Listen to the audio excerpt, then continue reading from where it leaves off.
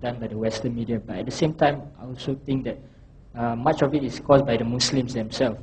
See, I think if we understand that, according to the Christian scriptures, it says that Jesus said that by the fruits you shall know them. So that by the fruits you shall know them. So that is why they are judging us by the products that we produce. So my question number one is, how much have the Muslims actually done to actually project a healthy image of Islam?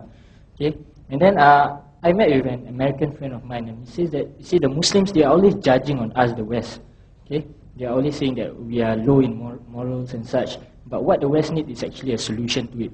And then he said that when he ponders upon the Muslim countries, there is so much corruption in Pakistan, there is so much violence in the Middle East, that it doesn't give a healthy image of Islam. Okay, so he was pondering how much does bringing Islam to the West will make sure that it will not fall into the same category as the Muslim countries. So Dr. Zaki, my next question is that while the da'is are traveling around the world to spread the good image of Islam, how much are these da'is actually doing to actually correct the Muslims' misconceptions themselves and talk to people like Osama Laden or to the Taliban, etc., and say to them that, look, no matter how good your intention is, what you are doing is damaging to Islam? Thank you. Well, there are two questions. The first question that, if you see that there are many Muslims who are bad, Pakistan, corruption is there, etc., the Islam imagery is spoiled. So he's asking the question that the non-Muslims mainly pick up these people and they say that, if Islam is good, then how come the Muslims are bad? And I believe I've given the answer to this question.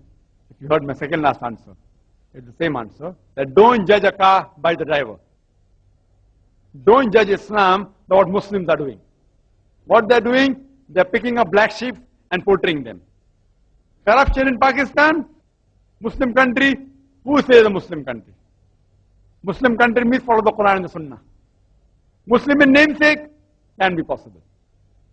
I know that there is corruption in Pakistan, I've been to Pakistan, but just because there's corruption, that doesn't mean that Muslims are corrupt as a whole. Yes, few people in Pakistan may be corrupted, they may be more, but if they're corrupt, go to the Quran. Quran says in Surah Baqarah chapter number 2 verse number 188 that do not squander your wealth on vanities. Do not use your wealth as a bait for the judges in order you may eat other people's wealth. Bribery is haram in Islam.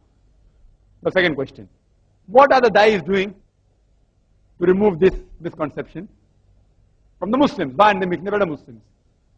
Brother, I can speak on my behalf, I can't speak on the other da'is. Alhamdulillah, if you see my cassettes, I have spoken on these topics, human rights in Islam, Al-Quran, there is understanding, dietary laws. My topics are both addressed non-Muslims as well as Muslims, making them more aware. Many Muslims don't even know the rights which Islam gives to the woman. Many Muslims leave aside non-Muslims. So I educate them also and I do dawah, Islam and dawah together. Regarding values, you can refer to my video cassette Islam Introduction, where I've given the basic values. I've spoken not to bribe, not to have alcohol, not to cheat, etc. Quran says in Surah Ghasha, chapter number 88, verse number 21, فَذَكِّرْ إِنَّمَا أَنْتَ مُذَكِّرْ.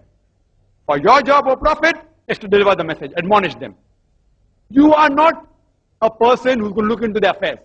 Our job is to deliver the message. Whether anyone accepts Islam or not, that's in the hands of Allah subhanahu wa ta'ala. Our job is to deliver the message. I have delivered you the message. Whether you follow or not, that's your problem. So our job as da'is is to deliver the message of Islam in the best way we can, with hikmah. Whether you agree or not, Allah will question you. Regarding telling Osama bin Laden and Taliban, what they are doing is damaging Islam, etc. Whether that is your view. That is your view that Osama bin Laden and Taliban, they are damaging Islam. See, for the haqq, you mentioned the glorious Quran, in Surah Nisa chapter number 4 verse 135 it says that, Ya ayyuhallazina amanu, O you believe, stand out firmly for justice as witness to Allah subhanahu wa ta'ala, even if it be against yourself, against your parents, against your kith and kin, whether it be the poor or the rich. Allah protects both. Now what we read in the papers, the Taliban is